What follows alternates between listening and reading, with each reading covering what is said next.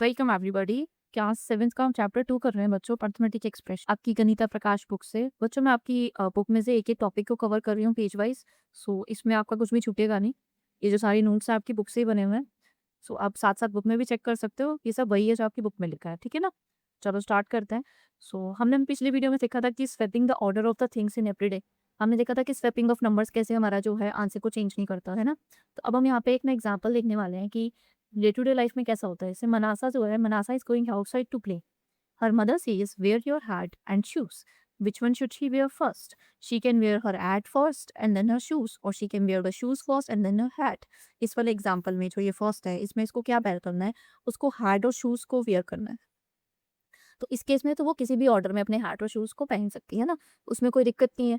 ठीक है, अब इसे जो नेक्स्ट वाला जो हमारे पास टॉपिक है ना, इसमें इसमें ये कह रहा है कि Manasa will look exactly the same in both cases. Imagine a different situation. अभी different situation क्या है? Manasa's mother says, wear your socks and shoes. Now the order matters. She should wear socks and then shoes. If she wears shoes and then socks, Manasa will feel very uncomfortable and look different. अब उसे socks और shoes पहनने हैं, socks and shoes पहनने हैं, तो इस case में उसको क्या करना पड़ेगा? उसको हमारा ऑर्डर को फॉलो करना पड़ेगा, राइट? पहले उसको सॉक्स पहनने पड़ेंगे, फिर इसको शूज पहनने पड़ेंगे। So in this case order matters, but in this case order does not matter.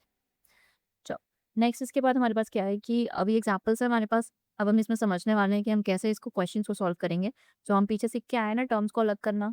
ठीक है, चलो। अब Ammu, Charan, Madhu and John went to a hotel and ordered 4 dosas. Each dosa cost 23 rupees. They wish to thank the waiter by tipping 5 rupees. Write an expression describing the total cost. Okay, ये चारों के चारों गए, ठीक है, और इन्होंने ना 4 डोसास ऑर्डर थे। ठीक है, और कॉस्ट ऑफ 1 डोसा क्या है बेटा? कॉस्ट ऑफ 1 डोसा, 1 डोसा की कॉस्ट उसमें दे रखी है ₹23। ठीक है, और कितने डोसा उसने ऑर्डर किए? नंबर ऑफ डोसा कितने हैं? नंबर ऑफ डोसा है 4। और टिप कितनी देनी है उसको? टिप उसको देनी है ₹5। ठीक है, एक्सप्रेशन हमारा कैसे होगा? हम क्या करेंगे? कॉस्ट ऑफ ऑल डोसास कितना होगा? कॉस्ट ऑफ डोसास अगर मैं निकालने जाऊँ तो कितनी आएगी मेरे पास? मेरे पास कॉस्ट आ जाएगी आपकी 23 मल्टीप्लाइड बाय 4, ये टोटल कॉस्ट आ जाएगी। ठीक है, और प्लस उसे ₹5 टिप भी देनी है, तो मेरा जो एक्सप्रेशन निकल के आएगा वो ये निकल के आएगा, 23 मल्टीप्लाइड बाय 4 प्लस 5, ये एक्सप्रेशन निकल के आएगा। ठीक है, अब इस एक्सप्रेशन में अब मुझे पता नहीं है कि पहले प्लस करना है या मल्टीप्लाई करना है, बट हम अभी सीख के आए हैं कि टर्म्स को कैसे हम अलग करते हैं। पॉजिटिव के साइन से टर्म्स अलग होती है। ये एक टर्म है और ये एक टर्म। सर्कल बना दिया। अब पहले इसको सॉल्व करेंगे। 4 3 ज़ा 12, 4 2 ज़ा 8 और एक 9 92 प्लस 5 इक्वल्स टू क्या आ जाएगा मेरे पास? 97 रुपीज़। तो ये जो ये हमारा बच्चे है ये 97 रुपीज़ पे करेंगे। ठीक है, सो ये था हमारा correct way to write the expression. Next है हमारे पास, if the total number of friends goes up to 7, अगर 7 बच्चे होते और tip remains the same, how much will they pay? Write an expression for this and identify the doubts. Okay, अब उसने क्या किया? नंबर ऑफ चिल्ड्रन उसने change कर दिया। अब चिल्ड्रन जो है ना, फ्रेंड्स जो है हमारे 7 हो गए, तो 7 बच्चे हैं तो वो कितने डोसास ऑर्डर करेंगे? 7 डोसास ऑर्डर करेंगे। तो एक डोसा 23 रुपीज़ का है, तो 7 डोसास कितने की हो जाएंगी? 23 इंटू 7, और प्लस उन्हें क्या करना पड़ेगा? ₹5 की टिप पे करनी पड़ेगी, है ना? टिप तो सेम है हमारे पास। तो इस केस में भी हमारा एक हमारा टर्म ये हो गया और एक हमारा टर्म क्या हो गया? ये हो गया।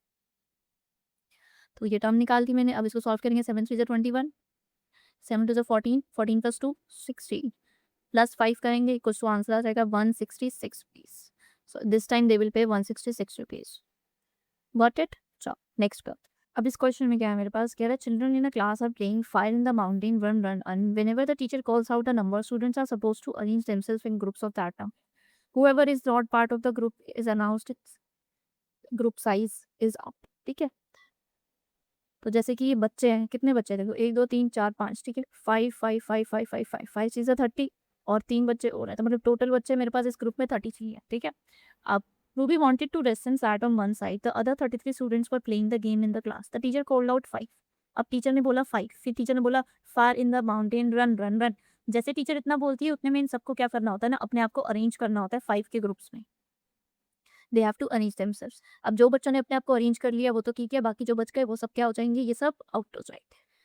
ठीक है, तो रूबी ने ना इसका एक्सप्रेशन लिखा। रूबी ने लिखा कि जो टोटल बच्चे होंगे ना क्लास में वो कितने होंगे? 6 मल्टीप्लाई बाय 5।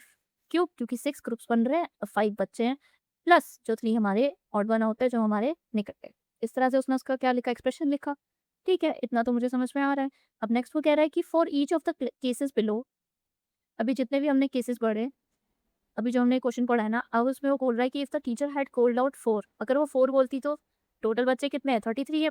तो 33 को अगर 4 से डिवाइड करोगे तो तुम्हारे पास क्या आ सकता है, 32 आ सकता है। 4 8 32 होता है। तो इट मीन्स 8 ग्रुप बनेंगे। 8 ग्रुप बनेंगे, 8 ग्रुप बनेंगे आपके, है ना। और कितने बच्चों के बनेंगे, 4 बच्चों के बनेंगे। और कितने बच्चे रह जाएंगे हमारे पास, एक बच्चा रह जाएगा। 8 4 32 और प्लस 1 एक बच्चा रह जाएगा, ठीक है ना। नेक्स्ट अगर टीचर ने 7 बोला होता तो 33 को अगर आप 7 से डिवाइड करोगे तो क्या आएगा, 7 4 28 होता है। ठीक है, तो मतलब 7 ग्रुप बनेंगे, 7 के 4 ग्रुप्स बनेंगे। और प्लस मेरे पास क्या बन जाएगा, कितना बच जाएगा, 7 4 28 और बच गया मेरे पास 5 5 बच्चे। उन लोगों ने अपने आप को 4 के ग्रुप्स में डिवाइड किया, है ना। अब इससे इसमें अगर उसने 4 बोला था तो ग्रुप कितने के बने हैं मेरे पास, 4 के ग्रुप बने हैं। इस केस में मेरे पास ग्रुप कितने के बने हैं, 7 के ग्रुप बने हैं। ठीक है, 7 के 4 ग्रुप बने हैं, इसमें 4 के 8 ग्रुप बने हैं। मैंने बस उल्टा-सीधा लिख दिया, ठीक है ना। इट डज़न्ट मैटर, बस कितना बचा है आपको पता होना चाहिए।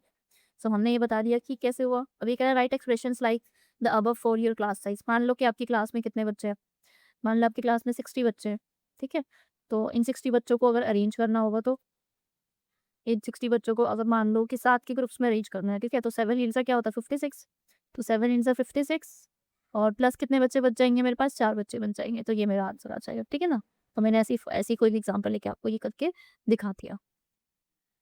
अब नेक्स्ट मेरे पास है कि एक और question, Raghu bought 100 kg of rice from the wholesale market and packed them into 2 kg packets. उसने टोटल 100 केजी राइस लिए हैं बच्चों, ठीक है ना। और उसको बहुत सारे पैकेट्स में बांट दिया, 2-2 केजी के पैकेट्स। मुझे नहीं पता कितने packets. He already had 4 2 KG packets. अब उसके पास 2 4 के 4 पैकेट्स तो ऑलरेडी अवेलेबल थे। 1 2 3 4 ये ऑलरेडी अवेलेबल है, ठीक है। Right an expression for the number of 2 KG packets of rice he has now identify the tops. ठीक है, अब इसके लिए मुझे एक्सप्रेशन चाहिए। तो मुझे एक बात बताओ, अगर उसने 100 केजी को 2 केजी में डिवाइड करके रखा है तो इट मीन्स ये डिवीजन का सम है। प्लस उसके पास क्या होगा, प्लस उसके पास में 4 जो है हमारे पैकेट्स ऑलरेडी अवेलेबल है। तो मतलब 100 को 2 से डिवाइड करोगे और इसमें हमारा एक टर्म ये निकल के आएगा और एक टर्म मेरे पास ये निकल के आएगा। तो इस टर्म का आंसर क्या हो जाएगा, 50। और प्लस इस टर्म का आंसर क्या हो जाएगा, 4। और आंसर मेरे पास आ गया 54।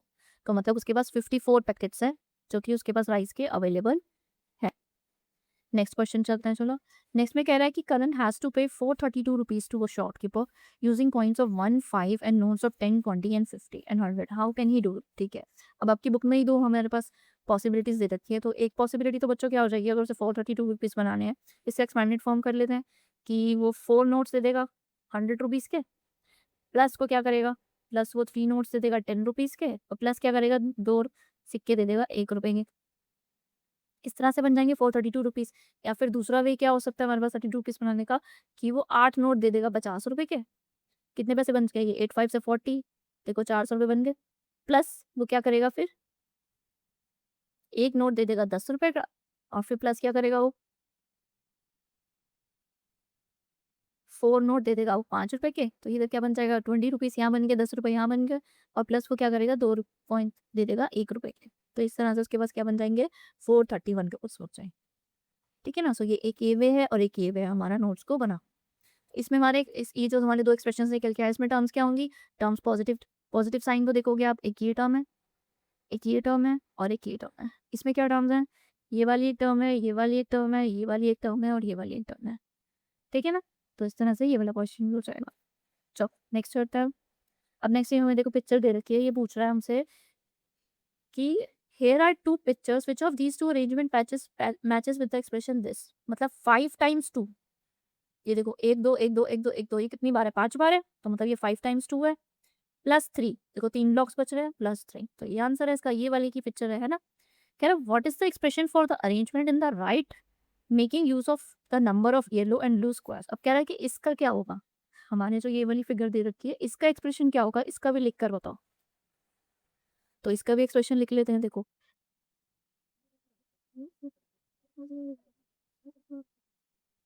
आप जैसे ये देखो, ये कितने ब्लॉक्स है, 1 2 3 4 5। ठीक है, तो 2 टाइम्स 5, ये येलो ब्लॉक्स कितने हो गए मेरे पास, प्लस ये वाले कितने हैं, 1 2 3। तो 2 टाइम्स 3, ये वाले ब्लॉक्स मेरे पास इतने हो गए, है ना। सो आई कैन से कि ये कितने हैं 2 टाइम्स 5 प्लस 2 टाइम्स 3 ये है। और इसमें मेरे पास टर्म्स क्या हो जाएंगी, ये वाली और ये वाली। गॉट इट बच्चों? सो ये वाली टर्म्स हो जाएंगी और इसका ये एक्सप्रेशन आ जाएगा। इसमें ये भी सीखता, ये एक टर्म है और एक ये टर्म है, ठीक है ना। ये सेम ही लिखा है, वो यहाँ पे नजर नहीं आ रहा था तो मैं नीचे लिखती। सो अब ये रहा हमारा टॉपिक जो है हमारा यहाँ पे खत्म होता है। इसके आगे का जो आपका फिगर इट आउट है उसको हम अलग से वीडियो में पढ़ के देखते हैं, ठीक है।